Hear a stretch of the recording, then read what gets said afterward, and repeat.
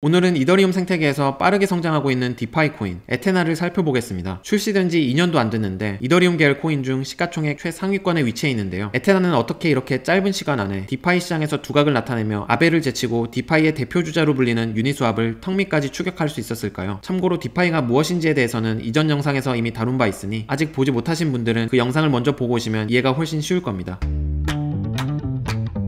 비트코인과 이더리움이 커지면서 시장은 모두가 안심하고 쓸 수 있는 달러와 같은 안정적인 자산, 즉 스테이블 코인을 필요로 했습니다. 문제는 대부분의 스테이블 코인이 1달러 가치는 지키지만 보유만 해서는 아무런 이자를 주지 않는다는 점이었습니다. 사람들은 당연히 돈을 불리고 싶어하고 시중은행도 예금을 주는 마당에 그냥 들고만 있는 달러로는 만족하기 어렵죠. 에테나는 바로 이 지점을 문제로 봤습니다. 왜 인터넷에서 쓰이는 돈은 이자를 주지 않을까? 사실 블록체인 금융에서는 끊임없이 수익이 발생하고 있는데 에테나가 내놓은 해답은 바로 이자가 붙는 달러, 즉 USDE입니다. 목표는 단순합니다. 은행 계좌처럼 안정적이면서도 인터넷 어디서든 자유롭게 쓸 수 있고 보유만 해도 합리적인 이자를 제공하는 글로벌 디지털 달러를 만드는 것. 그렇다면 이게 어떻게 가능할까요? 결국 에테나가 먼저 돈을 벌어야겠죠. 그래야 그 수익으로 사용자에게 이자로 돌려줄 수 있으니까요. 먼저 비트코인, 이더리움 같은 주요 자산을 보유합니다. 하지만 단순히 들고만 있으면 가격이 떨어질 때 손실을 보게 되고 이자를 줄 수 없게 됩니다. 그래서 에테나는 머리를 씁니다. 가격 하락 위험을 어떻게 없앨 수 있을까? 바로 해칭이라는 방법을 씁니다. 보유 자산과 똑같은 규모로 선물 시장에서 숏 포지션을 잡는 거죠. 숏 포지션은 쉽게 말해 가격이 떨어질 때 이익을 보는 반대쪽 베팅입니다. 즉 현물은 들고 있고 동시에 숏을 잡으면 코인이 오르든 내리든 손익이 서로 상쇄돼 위험이 줄어듭니다. 이것을 델타 뉴트럴 전략이라고 부릅니다. 자, 이렇게 코인 가격 변동 위험을 없애고 나니 이제 에테나는 안정적으로 돈을 벌 수 있는 길이 열렸습니다. 크게 두 가지로 나눌 수 있습니다. 시장이 어떤 상황이든 꾸준히 나오는 안정적인 수익과 시장이 활발할 때 더 많이 벌 수 있는 변동적 수익입니다. 먼저 안정적인 수익원부터 보면 이더리움 스테이킹 수익이 있습니다. 에테나는 보유한 이더리움을 네트워크에 예치하고 그 대가로 이자를 받습니다. 이더리움은 지분 증명 방식으로 운영되기 때문에 네트워크를 안전하게 지켜주는 대가로 예치자들에게 보상을 나눠줍니다. 이 덕분에 에테나는 시장 상황에 큰 영향을 받지 않고 안정적인 수익원을 확보하게 됩니다. 그리고 미국 국채에서 나오는 수익도 있습니다. 에테나는 USDTB라는 스테이블 코인을 통해 미국 국채에 투자합니다. 사람들이 USDTB를 사면 그 돈으로 실제 미국 국채를 사는 구조죠. 그리고 국채에서 나오는 연 4%에서 5% 수준의 안정적인 이자가 에테나로 돌아옵니다. 전통금융의 안전한 수익을 블록체인으로 끌어온 셈입니다. 이제 시장이 활발할 때 얻는 수익을 보겠습니다. 이건 바로 선물 시장에서 나옵니다. 선물 시장은 미래의 가격에 미리 걸고 사고 파는 시장입니다. 선물 시장에는 한 가지 규칙이 있습니다. 바로 펀딩비인데요. 롱, 즉 상승의 걸기와 숏, 하락의 걸기가 서로 비용을 주고받는 구조입니다. 시장에서 롱이 많으면 롱이 숏에게, 숏이 많으면 숏이 롱에게 비용을 내야 하는 거죠. 왜 이런 제도가 있냐면 선물 가격이 현물 가격과 너무 벌어지지 않도록 균형을 맞추기 위해서입니다. 강세장에는 대부분이 앞으로 더 오른다라고 생각해 롱이 몰리고 이때 숏을 들고 있는 쪽이 펀딩비를 받아갑니다. 에테나는 숏을 들고 있으니 이때 수익을 얻게 됩니다. 하지만 약세장에서는 반대로 숏이 많아져서 오히려 에테나가 비용을 내야 하는 상황이 생기기도 합니다. 즉 펀딩비는 장이 좋을 때 효과적인 수익원이라고 보시면 됩니다. 또 다른 수익은 베이시스 스프레드입니다. 쉽게 말해 선물 가격과 현물 가격의 차이인데요. 강세장에서는 선물이 현물보다 비싸게 거래됩니다. 이때 에테나는 코인을 실제로 보유하고 있으면서 동시에 선물도 이미 숏으로 잡아놓은 상황이죠. 그래서 현물과 선물 가격 차이만큼을 수익으로 확보할 수 있습니다. 하지만 약세장에서는 선물 가격이 현물보다 낮아지는 경우가 있어 이때는 수익이 거의 없거나 오히려 약간의 비용이 들 수 있습니다. 정리하자면 에테나는 안정적인 수익원과 변동성 수익원을 조합해 돈을 벌고 있습니다. 그리고 이 모든 게 가능한 이유는 에테나가 보유한 가상자산 현물을 델타 뉴트럴이라는 해칭 전략으로 안전하게 관리하기 때문에 가능한 것입니다.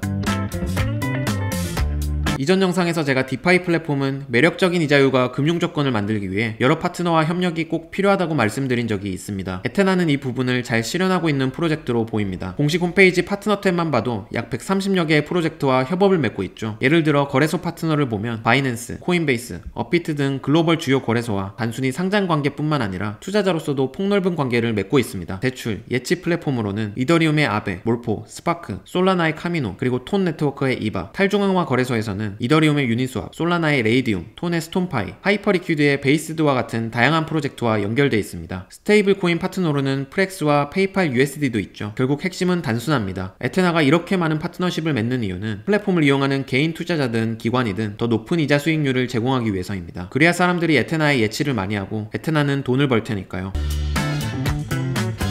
현재 에테나는 USDE, 즉 자체 스테이블 코인에 집중하고 있습니다. 이건 기본적으로 이더리움 위에서 돌아가죠. 이더리움의 폭넓은 생태계는 장점이 크지만 동시에 몇 가지 제약도 있습니다. 먼저 이더리움은 속도가 느리고 가스비가 높습니다. 그리고 에테나는 금융 상품을 다루는데 이더리움에 종속되어 있다면 전통금융이 요구하는 신원 확인같이 꼭 필요한 기능을 발빠르게 제공하기 어렵습니다. 에테나는 단순히 스테이블 코인 발행을 넘어 미국 국채 같은 실물자산 토큰화까지 노리고 있는데 이를 위해서는 규제와 투명성이 보장된 별도의 환경이 필요합니다. 그래서 등장한 구상이 바로 컨버지입니다. 이더리움의 생태계와 호환성은 그대로 가져가면서 금융 인프라에 특화된 기능들을 직접 제공하려는 독립적인 체인입니다. 쉽게 말해 기존 이더리움은 계속 활용하되 금융사업을 확장하기 위한 전용 고속도로를 따로 깔고 있는 것이라고 이해하시면 됩니다. 여기에 더해 에테나는 자체 거래소, 에테리어를 준비 중인 것으로 보입니다. 왜 굳이 거래소까지 만들까요? 우선 외부 거래소 의존도를 줄이기 위해서입니다. 지금까지 에테나는 다른 거래소에서 선물 포지션을 잡거나 유동성을 공급해야 했습니다. 하지만 자체 거래소가 생기면 이 과정을 직접 관리할 수 있어 훨씬 효율적이죠. 그리고 자체 거래소가 있으면 USDE의 사용처가 늘어납니다. 자체 거래소라면 기본 거래 자산으로 당연히 USDE가 쓰일 겁니다. 사람들이 거래소에서 USDE를 쓰면 쓸수록 거래량과 수요가 늘어나겠죠. 거기에 에테리얼이 성장하면 거래 수수료라는 추가 수익원이 생기고 토큰 보유자에게 돌아가는 인센티브 구조도 함께 커질 가능성도 있습니다.